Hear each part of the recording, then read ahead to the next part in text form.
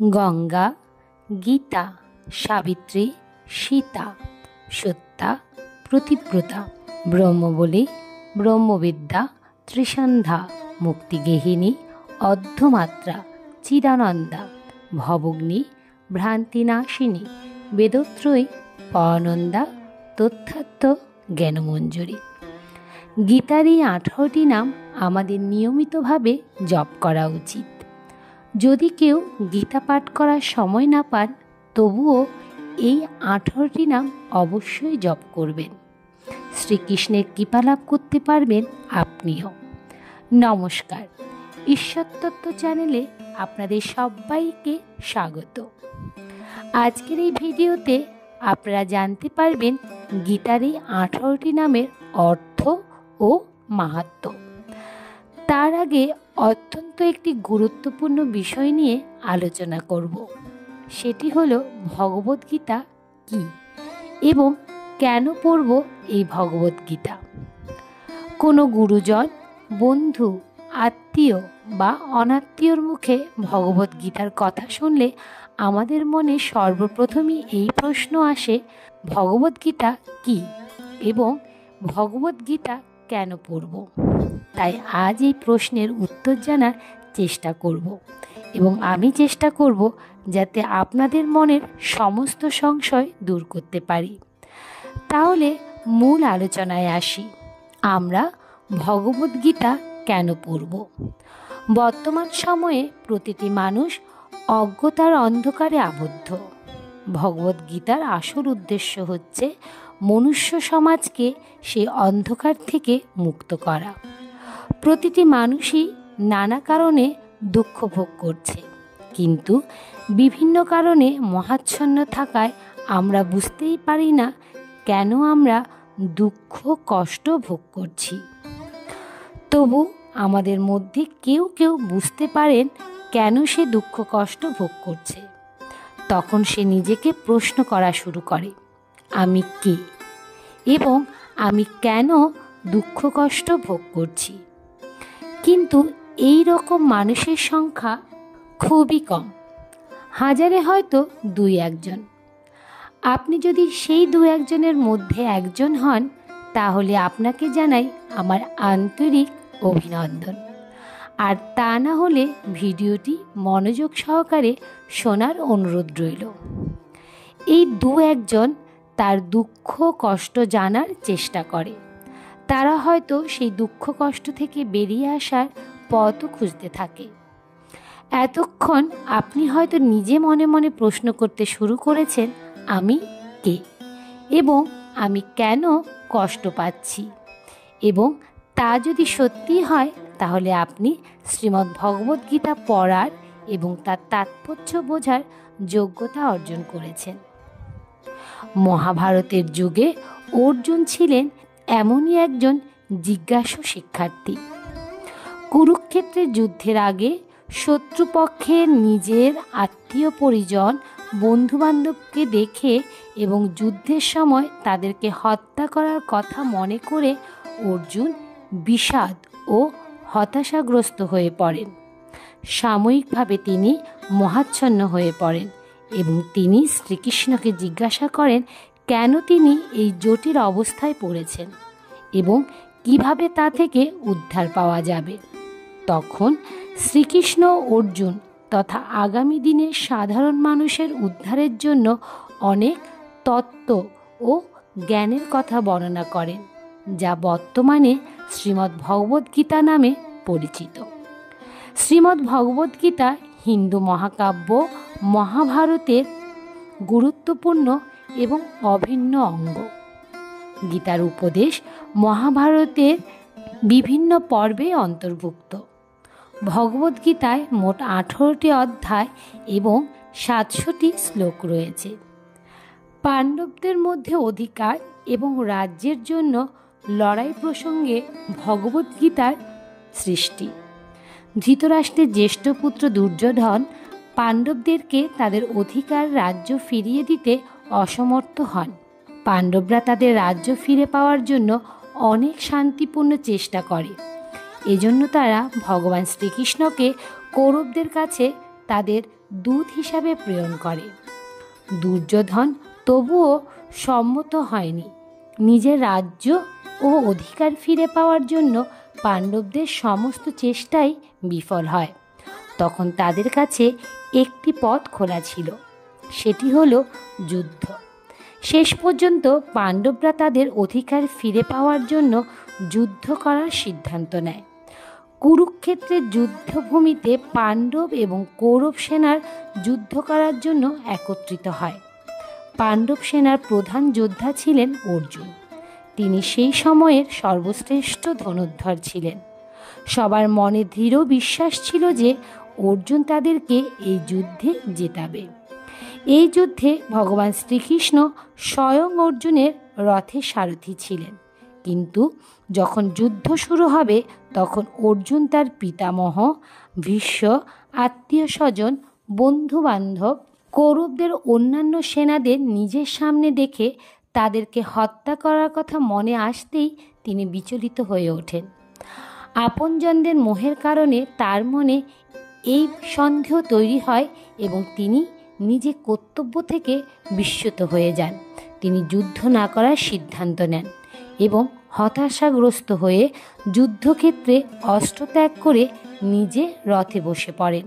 তখন সেই বিষাদগ্রস্ত অর্জুনকে ভগবান শ্রীকৃষ্ণ কুরুক্ষেত্রের যুদ্ধভূমিতে দুপক্ষের সেনার মাঝখানে ভগবদ্গীতার উপদেশ দেন। তিনি অর্জুনকে আত্মার অমরতা, শরীরের বিলীনতা, নিষ্কাম কর্ম, কর্তব্য, কর্মফল, ত্যাগ, যোগ, ব্রহ্মজ্ঞান, ভগবত ভক্তি, স্বধর্ম, প্রাকৃতিক গুণ, ক্ষেত্র ও অক্ষেত্রের জ্ঞান, মনকে বশ করার উপায়, 3 জ্ঞান তথা সত্য, রজ ও তম, এই 3 গুণের নিজেদের ক্রিয়ার ফল, পাশবিক ও দৈহিক স্বভাব, দৃঢ় প্রতিজ্ঞ ব্যক্তি, ইচ্ছা, ক্রোধ, লোভ, এই 3 গুণ নিয়ন্ত্রণে রাখার ভাবনার সাগর থেকে নিজেকে সরিয়ে রাখা, পরম গতি প্রভৃতি সম্পর্কে বলেন। তিনি অর্জুনকে তার বিশাল রূপ, বিশ্বরূপ দর্শন করান এবং পরিশেষে তাকে সকল পাপ থেকে মুক্ত করার আশ্বাস দিয়ে নিজের উপদেশ শেষ করেন। গীতার উপদেশ শোনার ফলে অর্জুনের বিষাদ, সমস্ত মোহ এবং সন্দেহের সমাপ্তি হয়। তার কর্তব্যপরায়ণ ভাবনায় পুনরায় জেগে ওঠে এবং তিনি নিষ্কামভাবে যুদ্ধ করতে প্রস্তুত হয়। তিনি সেই ধর্ম যুদ্ধ করেন, কৌরবদের পরাজিত করেন এবং নিজের দাদা যুধিষ্ঠিরকে তার অধিকার ফিরিয়ে দেন।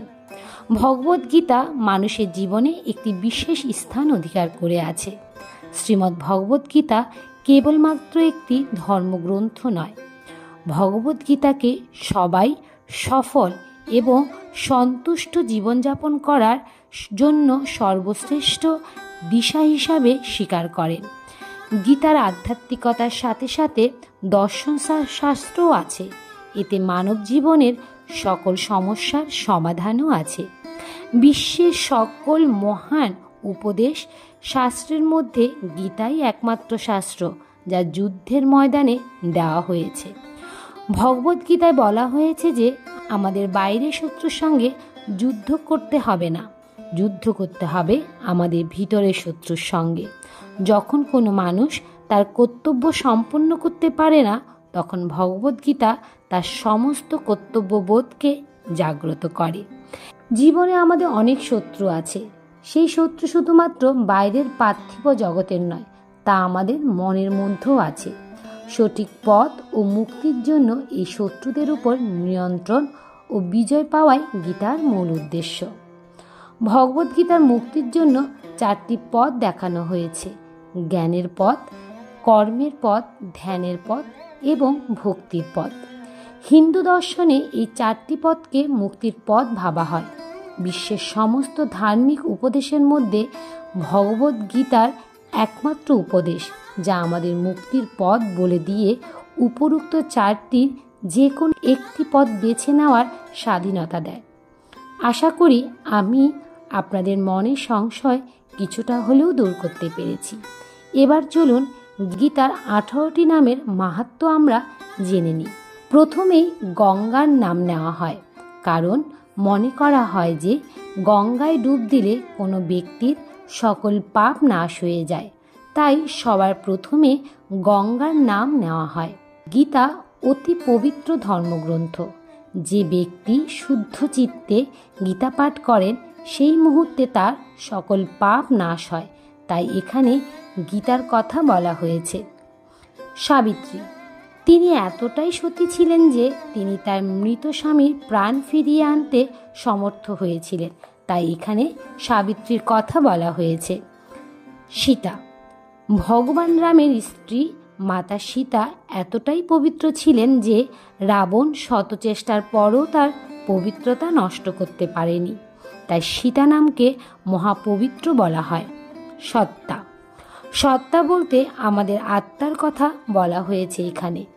আত্মা যেমন অমর, ভগবদ গীতাও তেমনি অমর। প্রতিব্রতা, প্রতিব্রতা বলতে বোঝায় ভগবানের প্রতি আনুগত্য, কারণ একমাত্র ভগবানই হলেন আমাদের প্রত্যেকের প্রতি এবং আমরা সবাই তার পত্নী স্বরূপ। ব্রহ্মাবলী, ব্রহ্মশক্তি থেকে নির্গত শক্তিকে বলা হয় ব্রহ্মাবলী, যে শক্তির কোনো বিনাশ নেই। ব্রহ্মবিদ্যা, ব্রহ্মাবলী শক্তি থেকে যে বিদ্যা, একে আমরা ব্রহ্মবিদ্যা বলে থাকি। ত্রিসন্ধ্যা, এই ত্রিসন্ধ্যা নামের অর্থ হল 3 কালের সমষ্টি, তথা ইহকাল, বর্তমানকাল এবং পরকাল। মুক্তিগেহিনী, যে ব্যক্তি প্রতিদিন গীতা পাঠ করেন তার পক্ষেই মুক্তি পাওয়া সম্ভব, তাই এই নাম ব্যবহার করা হয়েছে।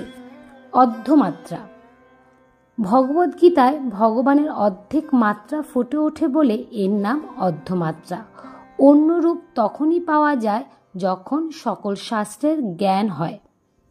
চিদানন্দা, ভগবদ্গীতা এমনই একটি গ্রন্থ যাকে বারংবার পাঠ করলেও আমাদের চিত্তে কোনো বিরক্তি অনুভূতি হয় না, বরং আমাদের চিত্তকে আনন্দ প্রদান করে, তাই এর আরেক নাম চিদানন্দা। ভবগ্নি, ভব শব্দের অর্থ হল বস্তু বা মায়ার জগৎ এবং ভবগ্নি শব্দের অর্থ যা এই বস্তু জগতের মায়াকে ধ্বংস করে। গীতার আরেক নাম ভবগ্নি, কারণ গীতা পাঠ করলে এই বস্তু জগতের মায়া ধ্বংস হয়। ভ্রান্তি নাশিনী, আমাদের প্রাত্যহিক জীবনের পারিপার্শ্বিক বস্তু দেখে আমরা বিভ্রান্ত হয়ে পথভ্রষ্ট হয়ে পড়ি। একমাত্র গীতাই পারে আমাদের এই ভ্রান্তিকে বিনাশ করতে, তাই গীতার আরেক নাম ভ্রান্তি নাশিনী। বেদত্রয়, হিন্দু সনাতন ধর্মে 4টি বেদ হল ঋগ্বেদ, সামবেদ, যজুর্বেদ এবং অথর্ববেদ। 3 ধরনের মন্ত্রের কথা এই 4টি বেদেই বলা হয়েছে। ত্রিবেদের সমন্বয়ে গঠিত শক্তিকেই বলা হয় বেদত্রয়। পরানন্দা, গীতা পাঠকালে পাঠককে এবং শ্রবণকালে শ্রবণকে পরমানন্দ দেয় বলে এর নাম পরমানন্দা। তথ্যাত্ম, গীতা হলো পৃথিবীর তত্ত্ব এবং তথ্য সমৃদ্ধ সকল জ্ঞান তথা বিজ্ঞানের আধার, তাই গীতার আরেক নাম হলো তথ্যাত্ম। জ্ঞানমঞ্জুরি, ভগবদ্গীতা হলো পৃথিবীর সমস্ত জ্ঞান তথা বিজ্ঞানের আধার। একজন মানুষের জীবন জগতের জন্য যে সকল জ্ঞানের প্রয়োজন তার সব কিছুই গীতার মঞ্জুরিকৃত আছে, তাই ভগবদ্গীতা হল জ্ঞানমঞ্জুরি। আমাদের সনাতন ধর্মে বিভিন্ন দেবদেবী বা ভগবানের অনেক রকম নাম থাকে, যেমন ভগবান শ্রীকৃষ্ণের 108টি নামের কথা আমরা নিশ্চয়ই জানি। ঠিক সেই রকমই শ্রীমদ্ ভগবদ্গীতার এই 18টি নামগুচ্ছ রয়েছে। আপনারা অবশ্যই রাত্রে ঘুমাতে যাওয়ার পূর্বে এবং সকালে ঘুম থেকে ওঠার পর শুদ্ধ চিত্তে গীতার এই নামগুলি মনে মনে জপ করবেন। ভগবানের করুণায় আপনাদের পরম মঙ্গল সাধিত হবে। তাহলে এ পর্যন্তই। ভিডিওটি যদি আপনাদের ভালো লেগে থাকে তবে অবশ্যই একটি লাইক করবেন এবং কমেন্টে রাধা মাধবের জয়গান করতে ভুলবেন না যেন। এ ধরনের ধর্মীয় ভিডিও পেতে এবং নিয়মিত গীতা পাঠ শুনতে চ্যানেলটিকে অবশ্যই সাবস্ক্রাইব করবেন। দেখা হচ্ছে অন্য আরেকটি ভিডিওতে। ততক্ষণ পর্যন্ত আপনারা ভালো থাকবেন, সুস্থ থাকবেন। হরে কৃষ্ণ কৃষ্ণ কৃষ্ণ হরে হরে, হরে রাম রাম রাম হরে হরে। নমস্কার।